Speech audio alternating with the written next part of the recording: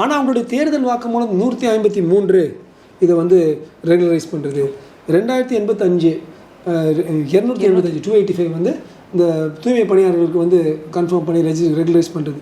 So இது ரெண்டையும் எடுத்துப்போம்.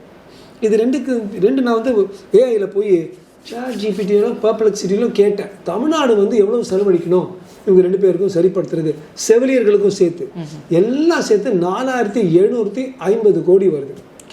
சிஸ்டர் 3000 ரூபாய் நீங்கள் பொங்கல் என்ஜாய் பண்ணுங்கன்னு சொல்லி 2.2 கோடி குடும்பங்களுக்கு 3000 ரூபாய் கொடுத்தாங்க. அது வந்து 6600 கோடி.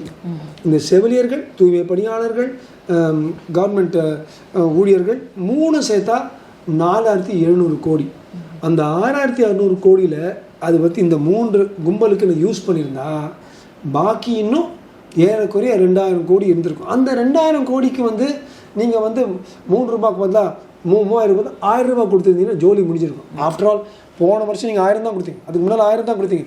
இந்த வாட்டி 1000 கொடுத்துருந்தா 2000 சேவாக இருக்கும். அந்த 2000 வந்த காசில் இதெல்லாம் அமல்படுத்தி சரிப்படுத்தியிருக்கலாம். பட் இந்த வாட்டி அந்த வாக்காளர்களுக்கு வந்து அதிகம் கொடுத்து அவங்கள சந்தோஷப்படுத்தி உதயசூரியன் பக்கம் அவங்கெல்லாம் ஓட் பண்ணணுங்கிற காரணத்தினாக பண்ண அது ஒரு தேர்தல் போர் திறன். ஸோ இது வந்து ஃபேஷன்லாம் இல்லை. லைக் டு டெல் சொன்னேன், ஃபேஷன்லாம் இல்லை, காசு இருக்குது. அந்த காசை நீங்கள் வந்து தேர்தலுக்கு முன்னால் மக்கள் வாக்காளர்கிட்ட கொடுத்தீங்க. அதே காசை நீங்கள் இந்த பக்கம் 4750 கோடி நீங்கள் பயன்படுத்தியிருந்தால், நான் சொல்லலைங்க, பர்ப்ளெக்சிட்டி, கூகுள் ஜெமினி, ChatGPT இதெல்லாம் அதான் சொல்லிச்சு. இவங்க இந்த எல்லா குரூப்ஸும் 3 பெரிய குழுமங்களுக்கு வந்து ரெகுலரைஸ் பண்ணியிருக்கலாம்.